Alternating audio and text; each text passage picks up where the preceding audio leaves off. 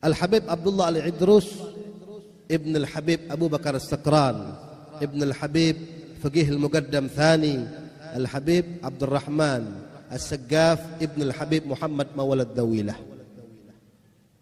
Beliau punya kakek luar biasa, Al-Habib Abdul Rahman As-Saggaf, yang berjuluk Al-Faqih Al-Muqaddam yang kedua. Beliau Al-Habib Abdul Rahman As-Saggaf punya putra Al-Habib Abu Bakar As-Sakran, punya putra lagi Al-Habib Abdullah Al-Idrus yang bergelar Sultanul Malak. Beliau dari kecil tidur di tempat sampah selama 3 tahun. Al-Habib Abdullah Al-Idrus ini tidur tempat sampah 3 tahun. Ditanya, "Ya Habib, kenapa tidur tempat sampah?" "Aku mau mematikan hawa nafsu dunia." Itu salah satu syarat menjadi wali. Salah satu syarat menjadi aulia, tidak punya lagi nafsu dunia. Maka aku biar bisa dekat kepada Allah, nafsu dunia ini akan kumatikan terlebih dahulu. Tidak mau kumanja-manjakan, biar ku tidur tempat sampah, biar tahu rasa itu nafsu. Setelah mereka bisa mampu mematikan hawa nafsu dunia mereka, barulah mereka menggantikan hawa nafsu itu untuk dekat kepada Allah. Apakah mereka tidak kaya? Oh, mereka terkenal dengan kaya raya. Keluarganya Al-Habib Abdurrahman As-Saggaf ini, keturunannya itu semuanya kaya raya. Keluarga aulia, keluarga al-aqtab, para gutub. Beliau Al-Habib Abdullah Al-Idrus ini punya mertua Syekh Umar Muhdar. Ibunya waliyah, pamannya wali, mertuanya wali, adiknya wali, kakeknya pemimpin para wali. Bayangkan, beliau punya keluarga dikelilingi dengan para gutub. Al-Habib Abdullah Al-Idrus, beliau dilahirkan di bulan Dzulhijjah tanggal 10 tahun 811 Hijriah. Dibesarkan oleh ayahnya, tidak lama ayahnya meninggal dunia. Beliau diasuh oleh pamannya Syekh Umar Muhdar. Siapa yang tidak kenal dengan Syekh Umar Muhdar? Bayangkan kenapa beliau bisa menjadi ulama besar, gutub besar, Al-Idrus Al-Akbar, Syamsis Sumus, Muhyin Nufus. Karena beliau dikelilingi oleh keluarga para gutub. Kakeknya tadi As-Saggaf. Beliau punya paman, punya ayah As-Sakran, yang mana gila dengan Allah Subhanahu wa taala.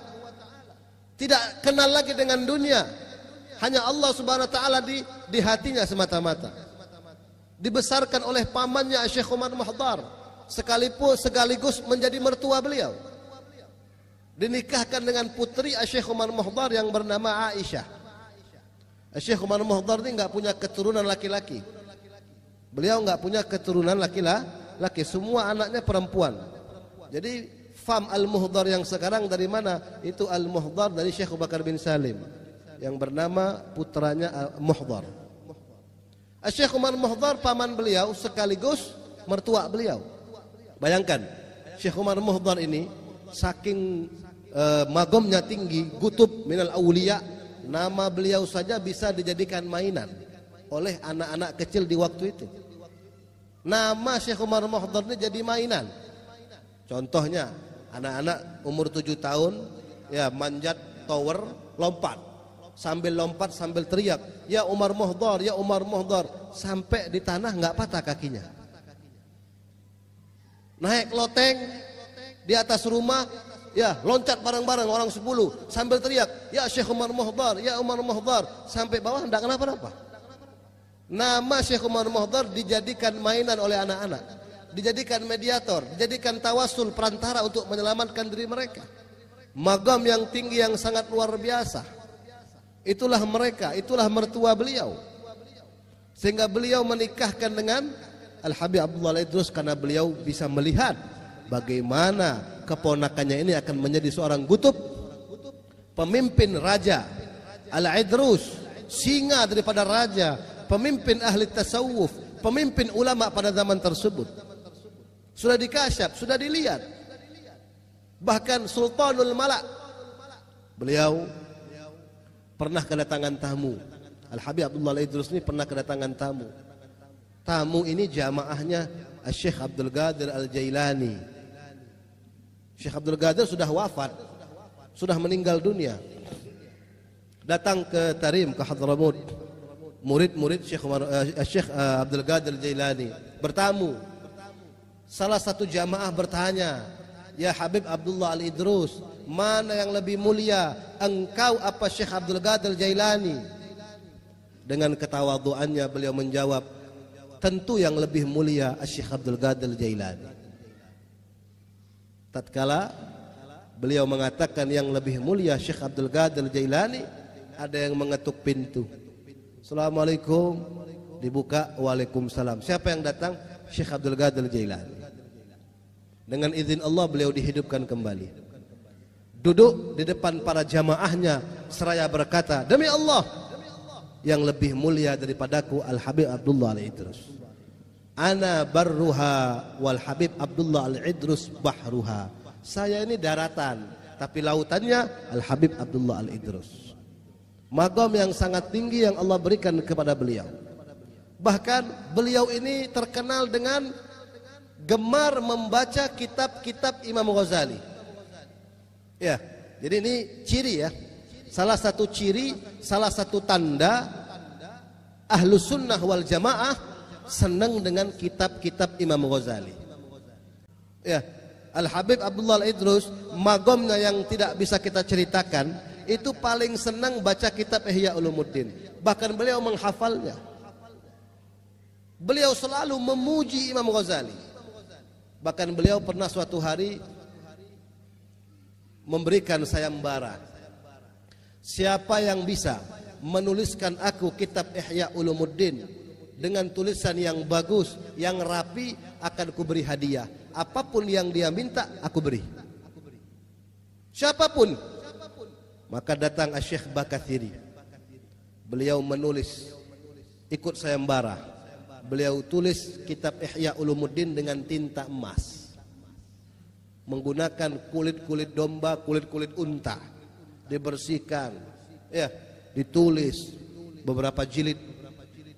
Selesai mungkin 6 bulan baru selesai. Rapi, bagus, tinta emas. Beliau pemenangnya. Beliau datang ke rumah Habib Abdullah Al-Idrus, "Ya Habib, ini saya sudah catatkan untuk engkau kitab Ihya Ulumuddin."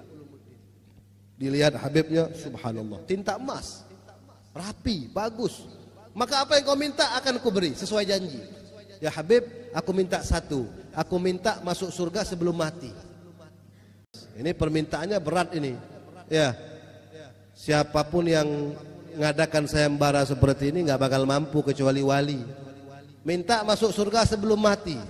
Oh, gampang kata Habib. Ya, Habibnya wali.